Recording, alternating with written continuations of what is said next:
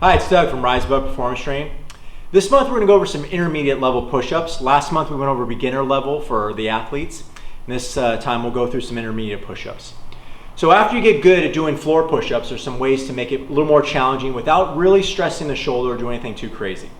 So one that I like to do is suspension strap push-ups. It kind of bridges that gap between floor and also kind of move into independent arms.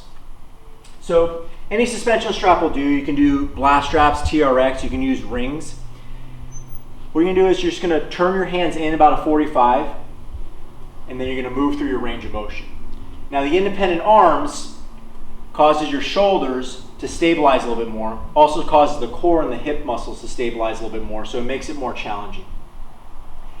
The one thing that is nice about this is you can progress your movement. So because this is challenging, you can start forward, make it a little bit easier, and as you get better, you can walk backward, becoming more horizontal with the floor to make it a little bit more challenging. You can even get to the point where you elevate your feet on a box so you're completely parallel with the floor and moving that way. Other ones that I like, elevated push-ups. So you can use anything, cinder blocks. I have parallettes here. The parallettes are going to allow you to go a little bit lower than a normal push-up. So when I do a normal push-up and I go all the way to the floor, my elbows are roughly 90 degrees. When I go on an elevated platform here, I'm able to get just a little bit lower so I can train the angle in a different plane here. Just dropping down and driving up. So that's going to strengthen the shoulder even further, strengthen the chest a little bit more, and also gain more range of motion. But first I like to have the perfect push-ups down, then you can go with those bigger ranges of motion. Lastly, it's kind of a combination of this one. It's just one side. So what we're going to do is we're going to do an uneven push-up. One hand will be on the floor, one hand will be on an elevated surface. I like a ball, and then we're going to do our push-up. As you'll see, the one on the ball will go into a full range at the bottom and a shorter range at the top. So I won't get all the way locked out or else I'm going to be too crooked here. So what this is doing is the ball's moving around and causing my shoulder to stabilize a little bit more. So tell your athletes to go very slow on the descent so they can stabilize this ball and keep it from moving.